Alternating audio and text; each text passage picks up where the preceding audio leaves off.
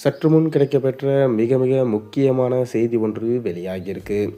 திமுகவின் ஊழல் அமைச்சர்களை தூக்கிய ஆர்.என். ரவி.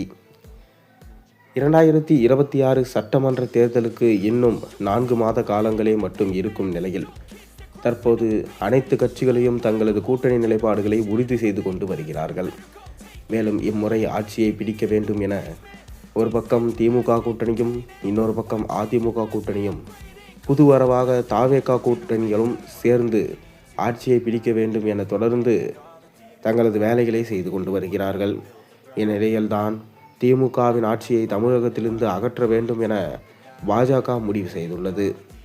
தொடர்ந்து ஊழல்களே நடந்து வரும் திமுக ஆட்சியில் தமிழகத்தில் பாதுகாப்பின்மை, அது மட்டுமில்லாமல் துறை வாரியாக அனைத்து அமைச்சர்களும் செய்த ஊழல்கள் போன்ற விஷயங்களை எடப்பாடி அவர்கள் பட்டியலிட்டு ஆளுநர் ரவியிடம் வழங்கியிருந்தார்.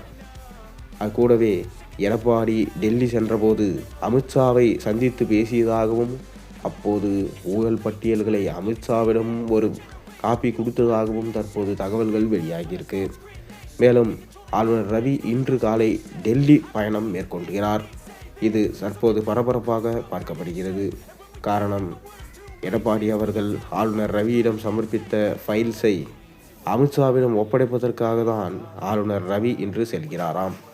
ஒருவேளை திமுக ஏதாவது குளறுபடி செய்தால் திமுகவில் உள்ள முக்கிய அமைச்சர்களுக்கு அழுத்தம் கொடுப்பதற்காக தான் இந்த ஃபைல்ஸ் அமித்ஷாவிடம் கொடுக்கப்படுவதாகவும், மேலும் திமுக இம்முறை வெற்றியே பெறக்கூடாது, அவர்கள் ஊழல்வாதிகள் லஞ்சவாதிகள் எனவும், கண்டிப்பாக இம்முறை தேர்தலிலே போட்டியிடாத நிலைமை திமுகவின் முக்கிய மூத்த அமைச்சர்களுக்கு ஏற்படும். அதாவது KN நேரு, KSSR ராமச்சந்திரன், பொன்முடி, துரைமுருகன் போன்ற துறை வாரியான அமைச்சர்கள் பல பேர் ஊழல் பட்டியலில் சிக்கியுள்ளதாகவும், அதில் முதலிடத்தில் துரைமுருகன், 2ஆம் இடத்தில் செந்தில் பாலாஜி போன்ற ஆட்கள் இருப்பதாகவும் தகவல்கள் வெளியாகியிருக்கு.